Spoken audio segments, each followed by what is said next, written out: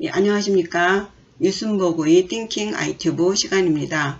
예, 오늘은 전 시간에 이어서 10대 발언문 중 두 번째 시간입니다. 예, 원아조득 지혜안이죠. 예, 시간 관계상 2부에 걸쳐서 오늘 1부에서는 육안과 천안, 그리고 다음 2부에서는 지혜안과 법안, 불안에 대해 공부하시겠습니다. 예, 부문 바로 들어가겠습니다. 나무대비 관세음 원아조득 지혜안. 나무는 이제 귀의하다는 뜻이죠. 대자대비하신 관세음 보살님께 귀의합니다. 원컨대 저로 하여금 속히 지혜의 눈을 얻게 해주소서 라는 의미죠. 이 원자가 이제 들어갔기 때문에 이제 청구문 혹은 기원문이 되겠습니다. 그리고 여기에는 이제 사역 조동사가 들어가지 않았지만 사역의 의미로 해석을 하셔야 된다고 했어요. 그러니까 저로 하여금 속히 지혜의 눈을 뜨게 해 주십시오. 이런 거예요. 저를 시켜서 제가 지혜의 눈을 뜰 수 있게 도와주십시오 라는 뜻이에요. 사역의 의미로 해석을 하지 않으면 저에게 지혜의 눈을 주십시오 이렇게 되는 거예요. 근데 이 사역의 의미로 해석을 하기 때문에 자력입니다. 내 스스로 내가 지혜의 눈을 뜰 수 있도록 제가 그렇게 할 수 있도록 도와주십시오 예요. 저에게 주십시오가 아닙니다. 예. 조자는 속히 조자죠. 예, 득은 얻을 득입니다. 이 지혜안의 지자를 보시면요. 근문에 의하면 요 왼쪽에 화살씨가 있죠. 그리고 오른쪽에 입구자인데 입구자는 이제 그 구멍의 모양을 상형한 것입니다. 그리고 밑에는 이제 가로사대 하는 말할 왈이에요. 그래서 화살을 관역에 딱 맞추는 것처럼 아주 지식이 있어서 말을 잘한다는 의미의 지자입니다. 근데 후에 이제 후천적으로 배워서 습득한 지식과 선천적으로 아는 지혜 이제 구분하기 위해서 이 가로알을 하나는 넣고 하나는 빼서 구분을 하게 되었습니다. 그리고 요 해자를 보시면요. 요 위에 있는 것은 빗자루의 모양을 상형한 것이고요. 요 가운데 있는 것은 손을 뜻하는 우자입니다. 그래서 손에 빗자루를 쥔 모양이에요. 빗자루를 손에 쥐고 마당을 쓸게 되면은 이렇게 자죽이 이렇게 나지 않습니까? 예, 그 자죽이 마치도 별 중에 그 해성이 꼬리별이죠. 그 꼬리별이 샥 이렇게 지나가는 빗자루가 이렇게 샥 지나가는 것 같은 모양이라 해서 이것을 별해라의 의미가 있습니다. 빗자루를 가지고 마당을 쓰는 것 같이 마음을 닦는 것. 그래서 총명하다, 영리하다 라는 의미로 쓰이고 있습니다. 그리고 이 안자는요. 눈목자에다가 요 그칠 관자인데요. 이 관자는 허리를 굽히고 상대방의 눈을 마주치지 않고 이렇게 바라보는 그런 모양을 상형한 것이라고 해요. 그래서 이 안자가 보기는 보는데 이렇게 대면에서 보지 않는 그런 식의 시선을 말하는 것 같아요. 이렇게 그 한자의 뜻으로 이제 지혜의 눈을 보면 그 화살의 관역을 딱 맞춘 듯한 지식과 그리고 영리한 마음의 눈이 되겠습니다. 이어서 이제 불가에서 말하는 지혜안, 해안은 무엇인지 보시겠어요? 중국의 당나라 때에 돈오 입도 요문론이라는 책이 있습니다. 제목을 그대로 풀어보면요. 돈오, 돈자는 이제 갑자기 돈자거든요. 갑자기 깨달음, 예, 돈오로서 입도, 깨달음에 이르는 요문론이에요. 중요한 법문론이라는 것입니다. 이 책은 이제 당나라 때 스님인 대주해해라고 하는 분이 쓴 책이에요. 예, 복건성 사람이고요. 예, 주씨라고 합니다. 이 주씨 중에 스님들이 좀 있으시더라고요. 이분은 그 8세기 때 그 당나라 스님인 그 마조도일이라는 스님이 계신데 중국 선종의 제8대 조사입니다. 그분의 제자로서 6년간 그 마조도일을 봉양한 후에 득도한 것으로 알려져 있는데요. 이 도노 입도 요문론 안에 열의 오안이라는 내용이 있는데 이 문장을 통해 지혜안이 무엇인지 이제 구체적으로 알아보시겠습니다. 예, 먼저 열애라는 단어부터 보시죠. 예, 같을려, 올래 이렇게 돼 있죠. 예, 예, 만약에 여자도 되는데요.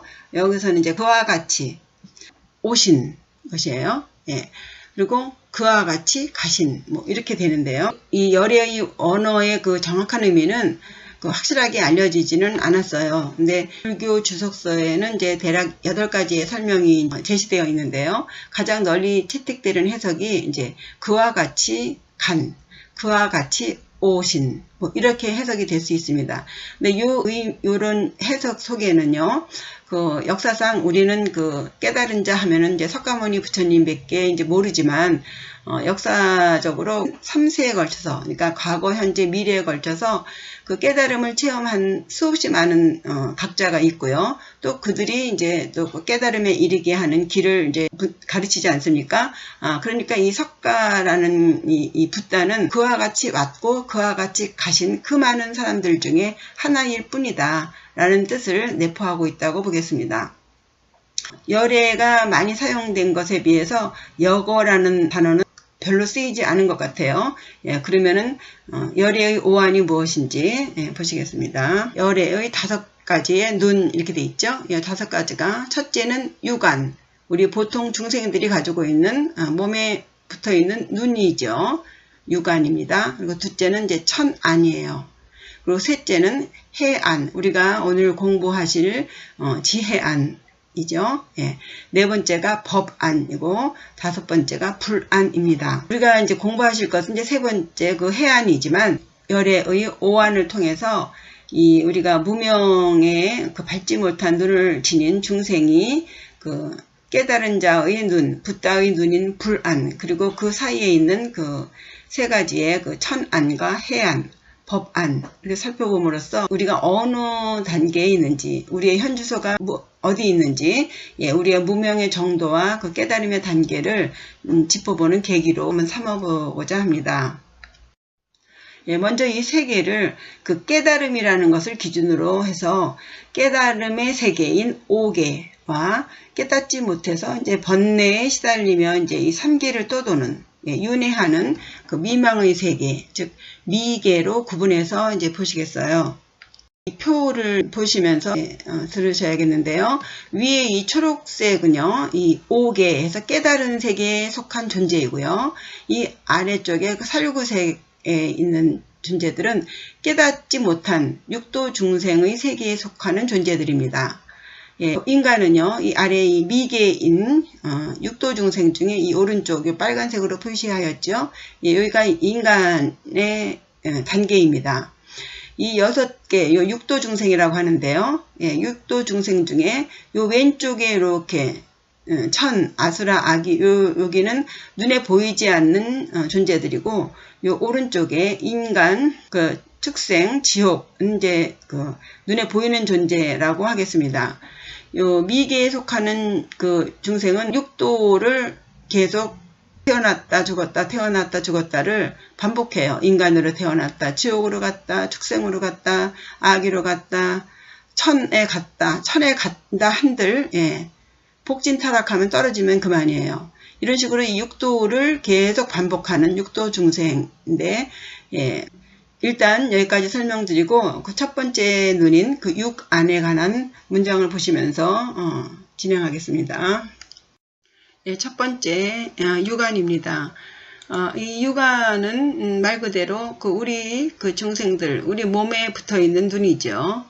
우리는 이 육안을 가지고 이 세상의 현상계에서 볼 수 있는, 눈으로 볼 수 있는 것을 다 볼 수 있죠. 그런데 눈으로 보긴 보는데 우리는 이 무명에 가려서 현상 그 자체의 실상을 보지 못한다는 것입니다. 예. 그런데 이제 열애는 청정하게 이 현상을 보시기 때문에 그 현상을 여실하게 실상 그대로를 본다는 것이죠. 예. 무슨 말씀인지 모르실까요? 문장을 통해서 보시면 좀 쉬우실 거예요.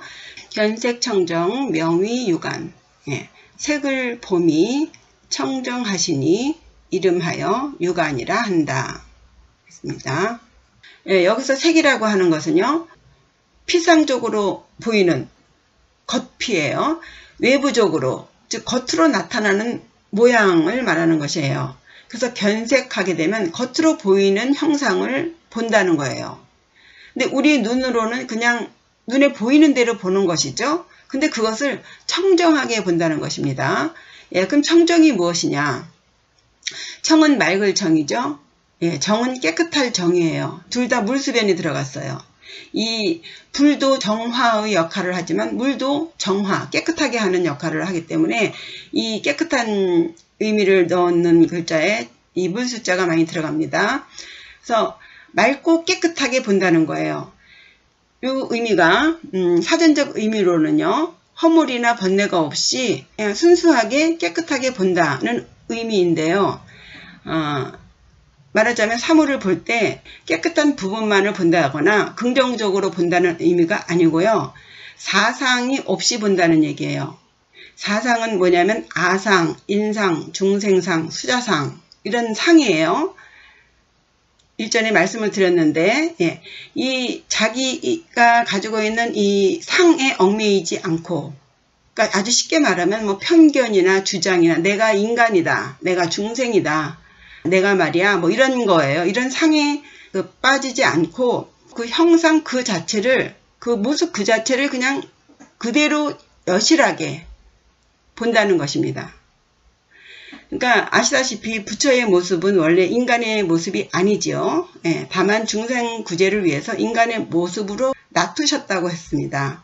그래서 부처의 모양에 그 눈이 있지 않습니까? 인간의 눈, 그 눈을 가지고 계시지만 우리처럼 사물을 나의 아상이나 중생상 이런 사상에 잡혀서 우리는 사물을 보지 않습니까? 그러나 이 부처의 깨달은 자의 육안은 청정하게 보신다는 거예요.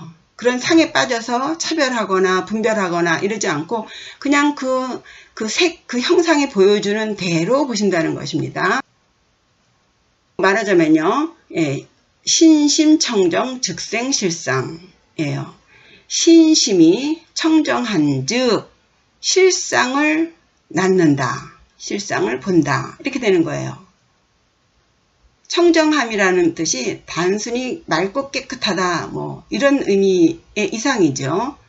상을 버리고 자기가 가지고 있는 그런 상을 버리고 청정하게 대할 때 그 색의 실상을 보게 된다는 것입니다. 우리는 이제 이 육안을 가졌지 않습니까? 그런데 육안이 우리의 그 상에 사로잡혀 있는 육안이기 때문에 사실이 아니거나 존재하지 않는 것을 마치 사실인 것처럼 혹은 또 실제가 있는 것처럼 가정하거나 거짓으로 꾸미거나 해서 있는 그대로의 참모습을 보지 못하죠. 그러나 이것을 붓다의 깨달은 자는 청정하게 이 사물, 형상을 보기 때문에 그것이 그 실상 그대로, 참모습 그대로를 본다는 이야기입니다.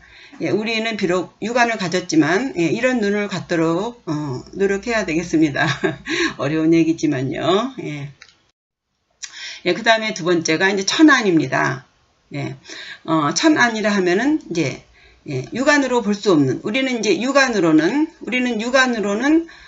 이 겉에 보이는 현상계에서 눈으로 볼 수 있는 것만 보지만, 그래서 육안은 겉모습만 보고 그 본성은 보지 못하지만 이 천안이라는 것은 이 마음의 눈으로 보는 거예요.